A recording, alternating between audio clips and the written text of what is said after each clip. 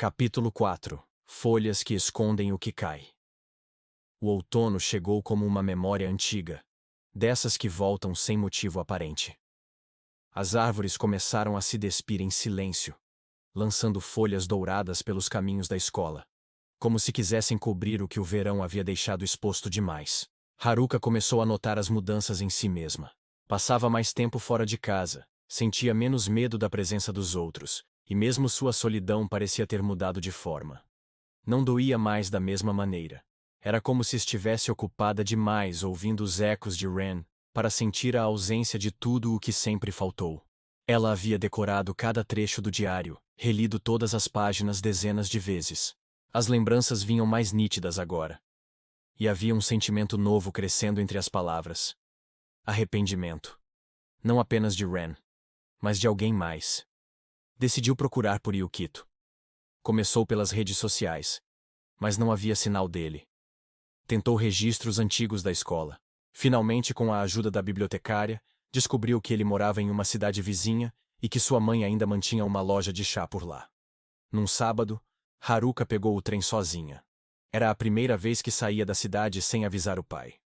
Sentiu-se leve e inquieta, como se estivesse cruzando uma fronteira invisível. A loja era pequena, com uma fachada de madeira antiga e cortinas bordadas com folhas de ginkgo. Um sino tocou quando ela entrou, e uma mulher de voz gentil a atendeu. Disse que Yukito estava nos fundos, organizando caixas. Ele surgiu com uma expressão surpresa.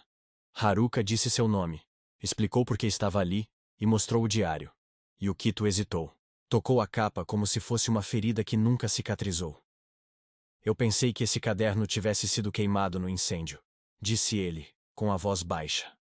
Ela não respondeu. Apenas o observou. Ele parecia mais velho do que deveria.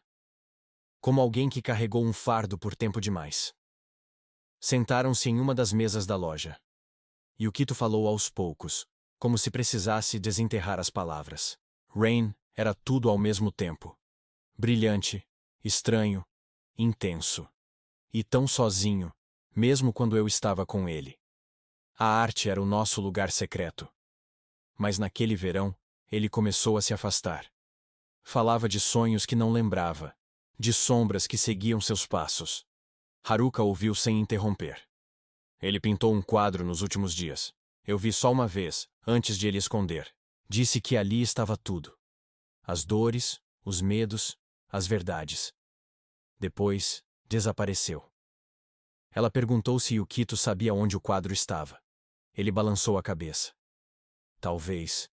Lembro que ele mencionou o velho depósito da escola. Disse que ali ninguém mais entrava. Que era o lugar mais esquecido de todos. Como ele se sentia. No dia seguinte, Haruka voltou à escola com a autorização de um dos professores para fotografar lugares históricos do prédio para um projeto de memória. O depósito ficava atrás do ginásio, uma porta metálica meio enferrujada. A fechadura estava coberta por uma corrente fina.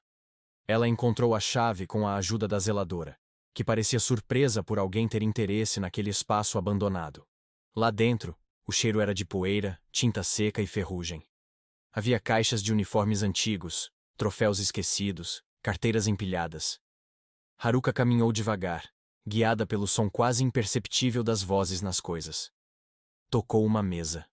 Silêncio. Um quadro negro quebrado. Silêncio. Uma caixa de madeira coberta por lona azul. Ao tocá-la, o ar se prendeu. Abriu com cuidado. Ali estava o quadro, envolto em tecido, protegido como algo sagrado. Quando o revelou, o mundo pareceu parar por um instante. Era Ren, mas não apenas ele. Havia duas versões dele. Uma iluminada por tons quentes, com os olhos brilhando. A outra envolta por sombras, os braços estendidos, como se estivesse se dissolvendo no fundo da pintura. E entre eles, uma mão que tentava alcançá-lo, mas não tocava. A mão era de Yukito. E atrás, ao longe, uma menina de cabelo solto e guarda-chuva azul. Haruka estremeceu. Ela estava na pintura. Antes mesmo de tê-lo conhecido. Eu vi você, mesmo antes de saber seu nome. Você também estava sozinha.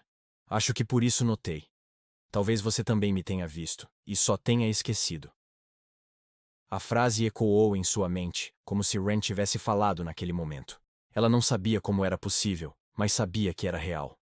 O dom que carregava não era só sobre ouvir objetos. Era sobre encontrar aqueles que ainda desejavam ser encontrados. Naquela noite, Haruka escreveu pela primeira vez em seu próprio diário. Palavras simples. Não para si, mas para ele. Eu te vejo agora, Ren. E não vou esquecer.